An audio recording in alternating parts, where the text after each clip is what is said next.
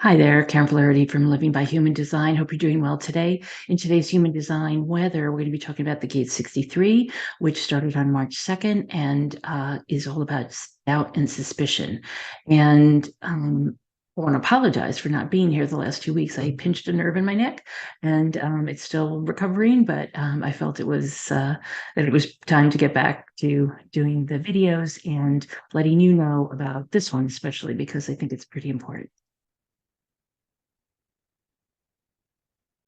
Okay, so I'm a few days late with this, but the Gate 63 started on March 2nd. It goes until March 7th, and we've also got the Earth in Gate 64. So these are both head gates. We've got the 63 here on the right side, which actually indicates the left brain, and the 64 on the left side, which actually indicates the right brain. And so we basically got the right and the left brains um, in in the transits this week, and what this indicates is that there's always that yin and yang, right? We start the year, or at one point in the year, we've got the gates 1 and 2 coming together, and here we have the gates 63 and 64 at the very end of the I Ching gates coming together again. And so it's basically the yin and yang, right? It's the left and the right brain, and this um, iteration. And so they both come off the head center, and they're both pretty important. But the 63 indicates the logical brain, that the left brain, and the 64 is always confusing because I'm looking at it, but looking at it being on the right side, but it's the left brain. So it's basically the opposite of whatever we're looking at. And then the 64 is all about the abstract side of the brain. It's all about conceptualization and imagination, creativity, all the stuff that's not particularly logical, right? But that feeds the logical side as well. And don't forget, we all have all of the chart, and so we all have all of these gates. I happen to have the 63, and I have that entire channel, the 63-4, which is very logical, and I think of myself as very logical. We all have all of the chart, and so this 64 is important as well because that's all about imagination and creativity. So this week we do have two centers that are defined by the transits. We've got the throat center, motorized by the will center. And so this is basically a channel that is motorized and gives us a motorized voice. So again, we're going to have this all through, well, it's through March 7th. And actually, I think it goes through the 8th or 9th until it changes again. But we've got it forms the channel of the money line, which is at 4521, because Mars is in gate 45, and both Venus and Jupiter are in gate 21, and none of the planets are retrograde. So what's interesting is that Venus and Jupiter are both in gate 21, which is the gate right here coming off the will center. It motorizes the will. It gives us all both willpower and the ability to speak in a pretty definitive way. We will be heard this week, or at least you're much more likely to be heard than previously. And I'll just mention that with this Venus and Jupiter, both in the gate 21, these are the ones that we can see in the night sky and that everybody's been talking about. If you've been watching it all on Facebook, people have been talking about these. They're pretty prevalent and they're very bright. Venus is actually brighter, but Jupiter is up there as well. And it's really amazing to see them, but it's because they're both in gate 21 that they look like they're aligned, which they are. So that's it's just something interesting to see in the night sky if you haven't noticed those before. And I understand that Saturn and other planet, I think Mars, are actually moving into a similar lineup. So we'll see some very interesting alignments in the night sky. So with the sun in the gate 63, which is all about suspicion and doubt, it's called after completion or doubt in the original I Ching. And so they say in the spiral of life, all ends are beginnings. And with the Gene Keys, we'll talk more about this, but basically the doubt and suspicion is all about stuff on the outside of us, but a lot of us turn it inside, right? We all have self-doubt, and we will doubt ourselves, and then basically think that that's who we are, and that's not the correct use of this gate, the doubt and suspicion is always supposed to be outside. It's always supposed to be about doubting and suspecting other things outside of us, and it's really about it's the beginning of the hypothetical process, asking the questions: why is this going on? Why is this happening? What's going on with this? In the incarnation crosses this week, we've got the crosses of consciousness, doubts, and dominion. And then in the gate 64, it's called confusion. And it's actually called confusion because basically people who have this gate tend to get downloads of information that they then can work through and have epiphanies about. And they're usually very creative and imaginative ideas. And so this is actually called before completion or confusion in the original I Ching. And so in this one, we say transition like birth requires a determined strength for the passage through. And so the transition here is the transition of ideas, ideas coming in and being basically worked through in the head and then transferred to the brain so that they can be articulated. And that's the whole thought process. That's how we go. We get inspired, something comes in through the head, and then it gets processed, and then we are able to figure it out in the ajna, conceptualization, imagination, creativity, analysis, all kinds of ways of working through things, and then we articulate it out of our mouths. And so that's how the entire process works. And everybody's is a little bit different because everybody's is consistently different. And some people have a lot of gates up there, and some people have very few gates. And so some people have a very process, and other people have much more either a longer process or a more a process that takes a little bit more steps to get through. In the gene keys, confusion is the shadow, imagination is the gift, and illumination is the CD. So what's interesting about the gene key 63 is that it goes in a big loop.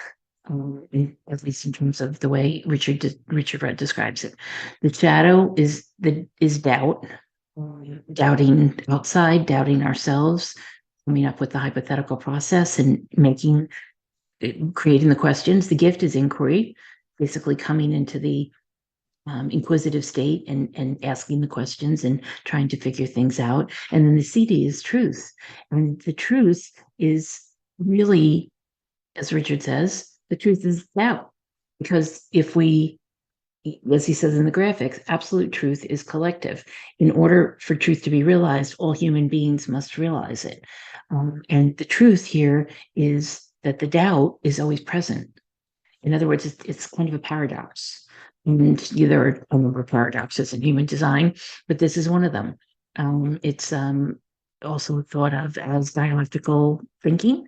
If you've come across that term lately, I've come across that more and more. I read an article about Chat GPT this week in the Wall Street Journal, and it was actually written by Henry Kissinger, Eric Schmidt, and a professor from MIT who have written a book together about AI and artificial intelligence. And it's, a big topic these days, right? ChatGPT and AI and the new process that Google's coming up with versus Microsoft, and how this is all going to play out, right? And how it's going to affect our lives.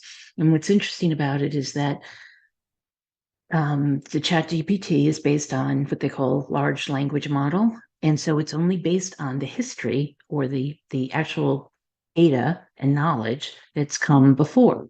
And ChatGPT's happens to end December 31st of 2021. So everything that happened up until 2021 is in there, but anything that happened in 2022 and up till today is not in there. And so we could have somebody could have come up with the cure for cancer in 2022, and that wouldn't be in there. So the data is only as good as the information that's in there, as is always the case, really. But the other thing in the article that they talked about was that the Age of Enlightenment came about with the printing press. And the printing press, obviously allowed people to create books. And many of the people who were creating the books were professors and philosophers and religious people who were putting their thoughts into print for the first time.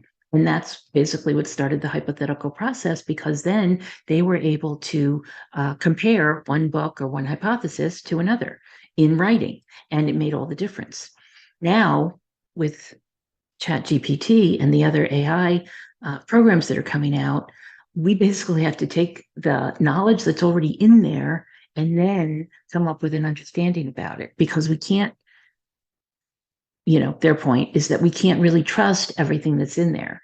We still need the critical thinking that goes into understanding as a human to be able to understand whether we can trust that information or not. And so the big, I think question going forward is, can we trust it? Should we doubt it? Should we question it? What can be trusted and what can't be trusted? And the whole thing with the Gene Key 63 is that we shouldn't be trusting anything.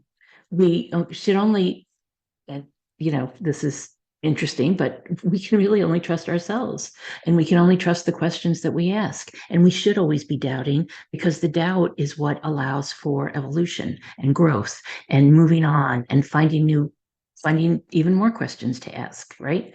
And so there's really very little that should be trusted, that can't be questioned, is what Richard is saying with this Gene Key 63. And so shadow is the doubt, or the shadow here is doubt. And so we're always doubting things. Then we move to inquiry, right? So, we might doubt things. With the shadow here being doubt, what the fear is the fear of uncertainty. We always fear, as humans, we fear being uncertain. We want to be certain. We feel a pressure to be certain. And we fear a pressure to get to the bottom of things and to figure things out and to be able to say, oh, okay, now I know. Now I know what's going on. The truth is here in the moment, and that's all we have. We only have what's here in the moment. What's the truth for you at any given point is what's here in the moment. And so that momentary truth is here for you, and then it's going to change, and then it's going to change, and then it'll change again, and then it'll change back, and then it might go back to the beginning. And so we get to keep questioning things, and we get to keep always delving in deeper and deeper until perhaps we'll be satisfied at some point. The other interesting thing is that the people who really want the certainty, who crave certainty and can't really live without it, are the ones who will acquiesce to the dogma that is out there. Because in almost every industry and every religion and every philosophy, there's dogma, right? And there's, for example, the dogma of the Catholic Church. Well, I grew up with the dogma of the Catholic Church. Guess what? The church isn't always right. That's what I found, at least. Some people will still, cling to the dogma of the church, whatever church they're in, whatever philosophy they believe, whatever political realm they're in, and that dogma is kind of set in stone, right? It's not very changeable. It's pretty rigid. And so when people stop questioning, is when they stop evolving. And if we're not questioning, we're not evolving. We're not moving on to the next step. We're not moving into the next growth period for ourselves. And so that's what this is about. And so it is a loop. Doubt is truth. The truth is always needs to be doubted, basically. And we're the only ones who can do that. ChatGPT is not going to question the veracity of what they're putting out there. It's almost not there to do that. It will be interesting to see if those questions arise in the AIs that come forward, right? If they're questioning what's actually being put forward and giving citations and giving information so that we can figure out whether we believe it or not, that will be an interesting step, because right now ChatGPT doesn't do that. It doesn't give any citations, and it doesn't create basically the citations that would be needed to make sense of whether the stuff that's coming out is true or not. And in that article I read, they did query, a prompt, as they call them, about Henry Kissinger's. In other words, the question is what articles has what articles has Henry Kissinger written about technology? And what came out were 6 different articles, only one of which was real. And so those things can need to be questioned, right? Should be questioned. And you can't always take them at face value.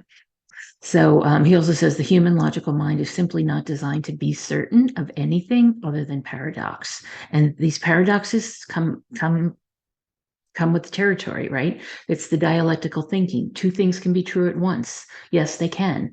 It can be true. I heard, some people talking the other night. Is should we question the vaccines now that they're out and people are suggesting that you get them once a year, twice a year, or don't get them at all, right? It runs the gamut from all of that. Should we even trust the pharmaceutical companies since they've taken all this money from the government um, and then used it, spent it for the research, and then are now keeping the profits?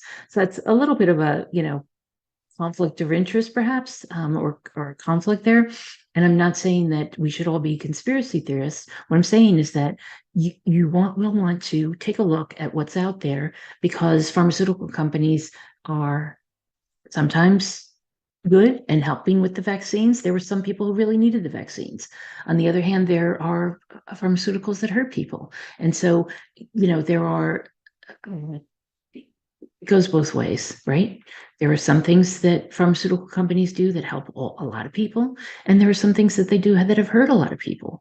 And the reality is somewhere in the middle where, perhaps whether it's more controls or more regulations or more, oversight is needed. Any of those things are possible.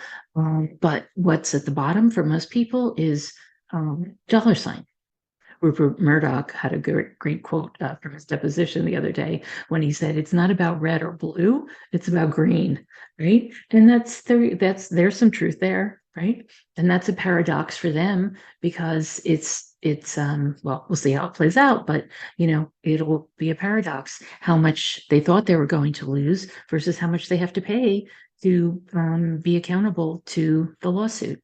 So he also says the higher your stage of awareness, however, the more possessed you become by this question mark inside you. In other words, the less you're willing to stick with the dogma, the more you're going to question, and the more questions that will keep going on. And I have to say, I was raised, as I said, with the Catholic dogma, but also within my own home. We weren't allowed to ask questions. There were 6 of us. I was the oldest of the 6. Questions were not allowed. No questions. Thank you very much. And you weren't allowed to question your parents, question the books, question the church. Nothing was questioned. And it was only, and not that my parents didn't question anything, but that they didn't want us questioning them because they were, in my opinion, so insecure in their own roles because they had no idea what they were doing. And it was a tough road. And so questions were not encouraged.